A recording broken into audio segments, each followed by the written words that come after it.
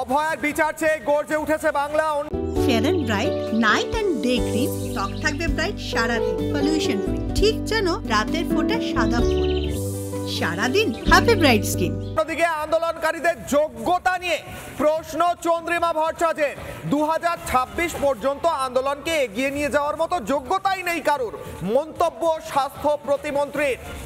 চন্দ্রিমা ভট্টাচার্যের বক্তব্যের তীব্র প্রতিক্রিয়া এবং তীব্র প্রতিবাদ করছেন ডাক্তাররা। তার কারণ হচ্ছে তিনি বলছেন যে আন্দোলনকারীদের কোনো যোগ্যতাই নেই নাকি এই গোটা মুভমেন্টকে এগিয়ে নিয়ে যাওয়ার। চন্দ্রিমা ভট্টাচার্যের বক্তব্য, 2026 পর্যন্ত আন্দোলনকে এগিয়ে নিয়ে যাওয়ার মতো যোগ্যতা নেই। কি বলেছেন তিনি শুনুন।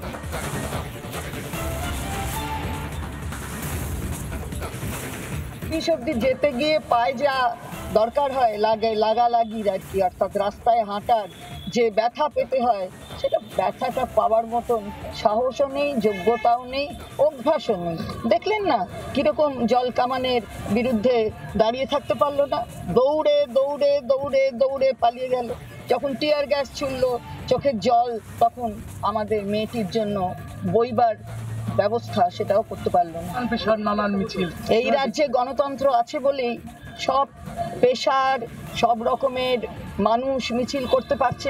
এটা অন্য রাজনীতির যারা অন্য রাজনৈতিক দল শাসন করে সেসব জায়গায় গিয়ে আপনাদের সতীর্থদের জিজ্ঞেস করতে বলুন। আমি তো চ্যানেলদের কাছে আবেদন করব সেসব সতীর্থদের কাছে জিজ্ঞাসা করতে। জিজ্ঞেস করুন কত তো অপব্যাখ্যা হলো। অন্য জায়গা থেকে যারা ডাক্তাররা নেমেছিলেন আন্দোলনকে সমর্থন করে, সেখানেও তাদের বিরুদ্ধে এফআইআর হয়েছে অন্যান্য রাজ্যে, সেগুলো জিজ্ঞেস করুন। আপনারাই তো করবেন, আপনারা তো ফোর্থ পিলার। আমাদের সঙ্গে এই মুহূর্তে রয়েছেন লকেট চ্যাটার্জি, বিজেপি নেত্রী, টেলিফোন লাইনে। লকেট দিয়ে আপনাকে স্বাগত রিপাবলিক বাংলায়। চন্দ্রিমা ভট্টাচার্য বলছেন যে 2026 পর্যন্ত আন্দোলন এগিয়ে নিয়ে যাওয়ার যোগ্যতাই নাকি কারণ নেই। আরও তিনি বলছেন যে এই দেখুন ওয়াটার ক্যাননের সামনে কেউ দাঁড়িয়ে থাকতে পারলো না, সবাই পালিয়ে গেল। এই কথা কি তার ভয় থেকে উঠে আসছে, শাসকের ভয় লাগছে বলে এই কথা বলছে তারা? কি মনে হয় লকেট দি? লজ্জার কথা, উনি একজন এখানে একটি দলের মন্ত্রী এবং একজন সবার আগে একজন মহিলা, এত বড় একটা ঘটনা ঘটে গেছে, তার বিচার দেওয়ার তো নাম নেই। এখন কে কত মানে ধৈর্য নিয়ে এগিয়ে যেতে পারবে, তিনি এইসব কথা বলছেন। মানে খুব খারাপ লাগছে আজকে। এনারা মান সম্মান কোথায় বিকিয়ে দিয়েছেন? কোন সিন্ধুকের মধ্যে, কোন আলমারির মধ্যে এরা মান সম্মান নিজেদের লজ্জাগুলোকে ঢুকিয়ে চাবি বন্ধ করে দিয়েছেন বুঝতে পারছি না। এদের সুবুদ্ধি দিক, এবং এরা মানে মানুষ তো হতে না মনে হয় পারেননি, কারণ মানুষের মতো এখন আর কথা বলছেন না, বিসর্জন দিয়েছেন। এরা মানুষের মানে স্বাভাবিক জায়গায় এসে দাঁড়াক, এরা সব অসুস্থ হয়ে পড়েছেন এরা। ম্যাডাম, আমরা দেখলাম যেদিন নবান্ন অভিযান হলো 5 থেকে 6 ঘন্টা প্রতিবাদীরা, সাধারণ মানুষ, তারা জল কামানের সামনে, টিয়ার গ্যাসের সামনে, লাঠি চার্জের সামনে টানা প্রতিবাদ করে গেলেন, শান্তিপূর্ণ প্রতিবাদ করলেন। আজকে তিনি এক প্রকার চ্যালেঞ্জ ছুড়ে দিয়ে বলছেন এই দেখুন জল কামানের সামনে তো দাঁড়িয়ে থাকতে পারলো না, এরা আবার কি প্রতিবাদ করবে? অর্থাৎ কোথাও যেন শাসকের কথা থেকেই উঠে আসছে যে তারা আরো একবার হয়তো এরকম ঘটনা ঘটাতে রাজি যদি প্রতিবাদ হয়। ওটা তো সেদিন পুলিশ ছিল না, ওটা তো পুলিশ না, পুলিশের বদলে দমকল নিয়ে এসেছিল। মানে দমকল নিয়ে এসেছিল জল দিয়ে, মানুষকে জল দিয়ে আক্রমণ, তাও বিচারেরা দেবে না। যত এরকম করবে না, যত এই ধরনের কথা বলবে, আমাদের আরো বেশি মনের জোর বাড়ছে, মানুষের আরো বেশি মনের জোর বাড়ছে, যে তারা আরো বেশি করে প্রস্তুত হচ্ছে। 26 কেন, যত বছর যাওয়া যায়, নির্ভয়ার ফাঁসি 7 বছর পরে হয়েছিল, নির্ভয়ার দোষীর ফাঁসি। সুতরাং কতদিন কত বছর যেতে হবে সেটা ওনাকে দেখাতে হবে না, মনের জোরটাই আসল জোর। 26-এর আগেই এই সরকার পড়বে, 26 অব্দি এই সরকারকে যেতে হবে না। বেশ, অনেক ধন্যবাদ। আমাদের সঙ্গে ছিলেন লকেট চ্যাটার্জি। তিনি বলছেন 26 কেন, যতদিন পর্যন্ত আন্দোলন করার হয় ততদিন আন্দোলন চলবে।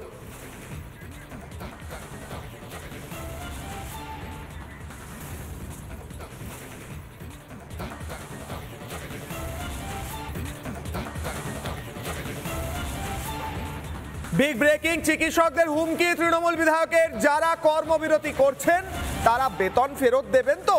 সরকারের থেকে বেতন নিয়ে ফেরত দেবেন তো? জেলায় জেলায় মেডিকেল কলেজে কর্মবিরতি যখন চলছে একদিকে, অন্যদিকে অভয়ের বিচার চেয়ে চিকিৎসকদের টানা কর্মবিরতি, সেখানে দাঁড়িয়ে এই মুহূর্তে কাঞ্চন মল্লিক এই কথা বললেন।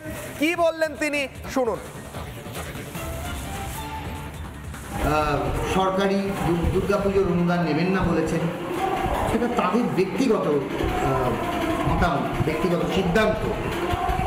ভালো, তা যারা কর্মবিরতি করছেন শাসক দলের বিরুদ্ধে বা বলছেন, তারা সরকারি বেতনটা নিচ্ছেন তো না নিচ্ছেন না? মানে আমার প্রশ্ন, বোনাস টোনাস যে হয় তো সরকারি, সেটা নেবেন তো না নেবেন না? মানে মানে আমি এমনি প্রশ্ন। আচ্ছা ধরুন যারা বলছেন এই আমাদের এই চারিদিক থেকে, তারা যারা সরকারি কোনো পুরস্কার বা ইত্যাদি নিয়েছিলেন, তারা ফেরত দেবেন না? বলুন, ফেরত দিয়ে দিচ্ছি। কেননা যদি আপনাদের কোনো সার্বভৌমত্ব, গণতান্ত্রিক অধিকার আছে আপনাদের, তাহলে বলুন ফেরত দিয়ে দেবেন। এত সত্ত্বেও আমরা আবার বলছি, আমরা দোষীদের দৃষ্টান্তমূলক শাস্তি চাইছি। উত্তরপাড়ার বিধায়ক যা বলছেন তাতে প্রশ্ন উঠছে, উত্তরপাড়ার বিধায়ক আদৌ জানেন কি চলছে, কি নিয়ে প্রতিবাদ চলছে, আদৌ তিনি জানেন কিনা প্রশ্ন উঠছে। উল্টো দিকে আরজি করের প্রতিবাদীদের হুমকি কাঞ্চনের বিরুদ্ধে বা সরব হলেন অভিনেত্রী সুদীপ্তা। বন্ধু বর্জন করলেন সুদীপ্তা চক্রবর্তী, লিখলেন, বন্ধু ও সহকর্মী কাঞ্চন, তোকে ত্যাগ করলাম। অনুপ্রেরণার লকারে বিবেক শিক্ষা রেখে দিয়েছিস, রেখে সেই লকারের চাবি হারিয়ে ফেলেছিস, চাবি পেলে খবর দিস। সোশ্যাল মিডিয়ায় পোস্ট করলেন সুদীপ্তা চক্রবর্তী। অর্থাৎ কাঞ্চন মল্লিকের বক্তব্যের পরেই তীব্র প্রতিক্রিয়া সমাজের সব স্তরে এবং তারই বন্ধু বান্ধব এবং সহকর্মীদের মধ্যে। কাঞ্চন মল্লিকের বক্তব্য, যেখানে তিনি বলছেন যে যারা প্রতিবাদ করছেন তারা বেতন পাবেন তো? কাঞ্চন মল্লিক, আপনাকে সাধারণ মানুষ প্রশ্ন করছে, আপনি সরকারের থেকে ভাতা বেতন ইত্যাদি নিয়ে আপনি নিজের বিধায়ক হওয়ার কাজটা করছেন তো? এইটা সাধারণ মানুষ প্রশ্ন করছে। এবং আপনার সহকর্মী তিনি লিখছেন যে আপনাকে তারা ত্যাগ করছেন। এই বক্তব্যের পর কাঞ্চন মল্লিককে প্রশ্ন, তার কি এইবার নিজের বক্তব্য দিয়ে মনে হচ্ছে ভুল করেছেন? প্রশ্ন করছেন বাংলার সাধারণ মানুষ।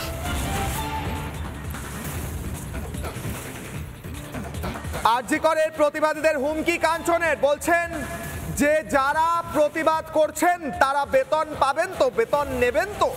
তারা বেতন, সরকারি কর্মী যারা ডাক্তার প্রতিবাদ করছেন তারা বেতন নেবেন কিনা, এই প্রতিবাদকে বেতন দিয়ে মাপছেন কাঞ্চন মল্লিক।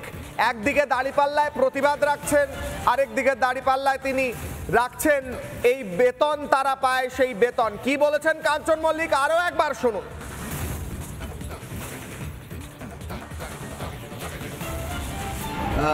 সরকারি দুর্গাপুজোর অনুদান নেবেন না বলেছেন, সেটা তাদের ব্যক্তিগত মতামত, ব্যক্তিগত সিদ্ধান্ত।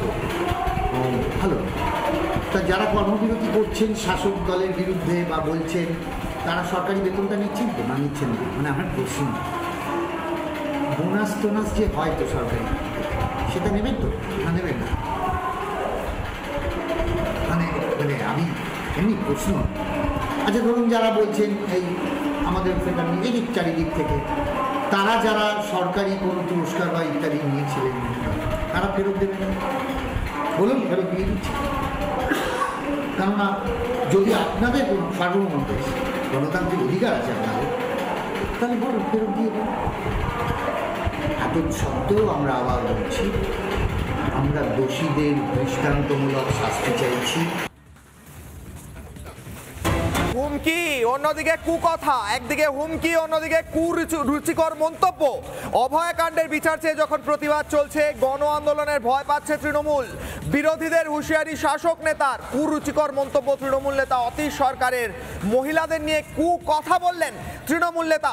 অশোকনগর কল্যাণগড়ে তৃণমূল নেতা অতীশ, তৃণমূল নেতার মন্তব্য সোশ্যাল মিডিয়ায় পোস্ট করলেন সুকান্ত মজুমদার। একদিকে হুমকি দেওয়া হচ্ছে বিরোধী যারা প্রতিবাদ করছে তাদের, অন্যদিকে মহিলাদের বিরুদ্ধে কথা বলছেন তৃণমূল নেতারা। মহিলাদের বিরুদ্ধে কুরুচিকর মন্তব্য করলেন তৃণমূল নেতা অতীশ সরকার। সেই মন্তব্য পোস্ট করলেন সুকান্ত মজুমদার। কি মন্তব্য শুনুন।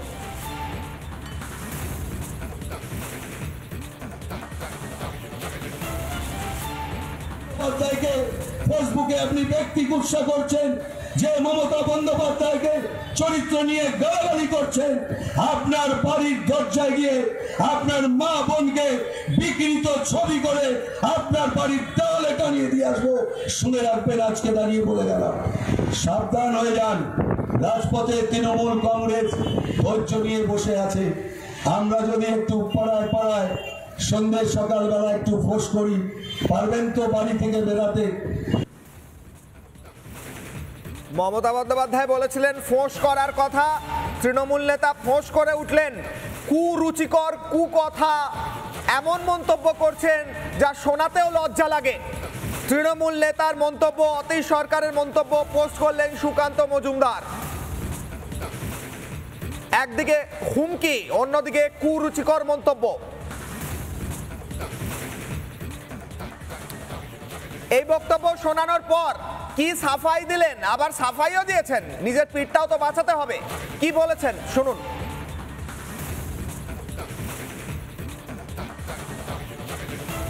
মহিলারাও গতকাল আমাকে ফোন করেছেন, আমার বক্তব্যকে তারাও সমর্থন করেছে। আপনারা দেখুন, তাদের ফেসবুক প্রোফাইল থেকে তারা আমার এই বক্তব্য সমর্থন করছে। আমি কোনো জায়গায় সারা রাজ্য দেশের মা বোনকে আমি কোথাও ছোট করিনি। আমি যারা প্রতিনিয়ত আমার রাজনৈতিক মা, আমি একজন মা বাবার গর্ভের সন্তান প্রতিষ্ঠিত হয়েছি, কিন্তু আমার রাজনৈতিক অভিভাবিকা, রাজনৈতিক মা মমতা বন্দ্যোপাধ্যায়কে যখন প্রতিনিয়ত কুরুচিকর মন্তব্য করা হয়, তখন আমারও ব্যথা থাকে। আমিও মানুষ, আমার যেমন হৃদয় আছে আমার তেমন ব্যথা আছে। সেটিকে সামনে রেখে আমি আমার বক্তব্য তুলে ধরেছি।